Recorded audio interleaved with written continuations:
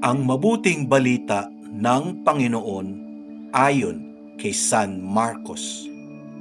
Noong panahong iyon, nakita ni Jesus ang napakaraming tao. Nahabag siya sa kanila sapagkat para silang mga tupang walang pastol. At sila'y tinuruan niya ng maraming bagay.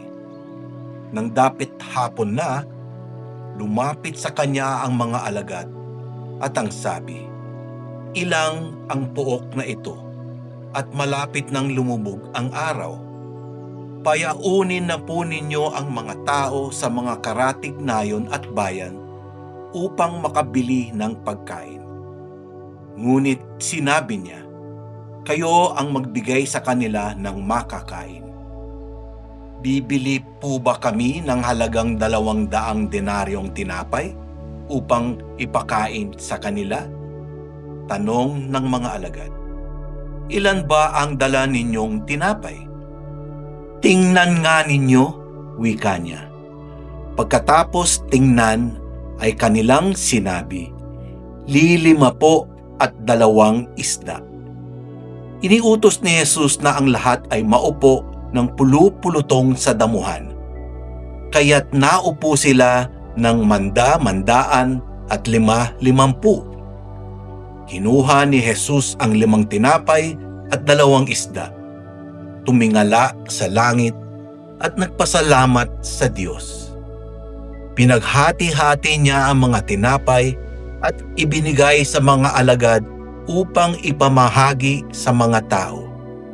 At pinaghati-hati niya ang 2 isda at ipinamahagi rin. Ang lahat ay nakakain at nabusog.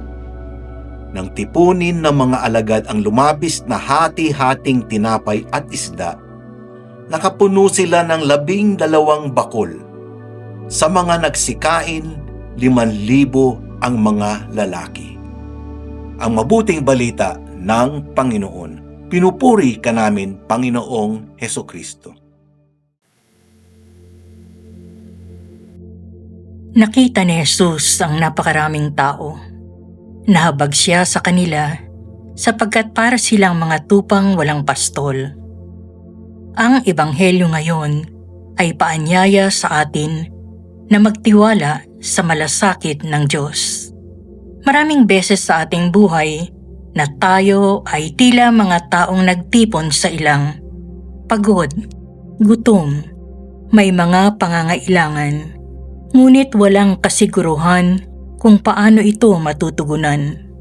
Subalit kapag tayo'y lumapit kay Jesus, laging may kabutihang dumarating.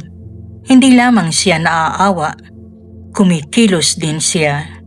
Sa mata ng tao, kulang ang mayroon tayo. Pero sa kamay ng Diyos, ang kakaunti ay nagiging sapat at higit pa. Ang tanong, kaya ba nating ialay ang kaunti nating tinapay? Madalas ay ayaw nating ibahagi ang mayroon tayo dahil takot tayong mawalan.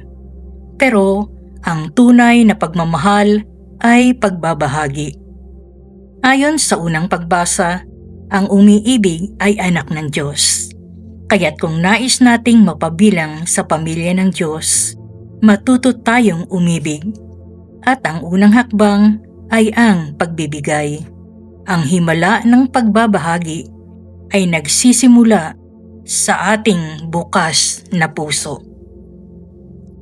Ngayong araw, ialay mo kay Jesus ang anumang maliit na mayroon ka, pag-unawa, panahon, kabutihan, at hayaan mong siya na ang magparami nito para sa iba.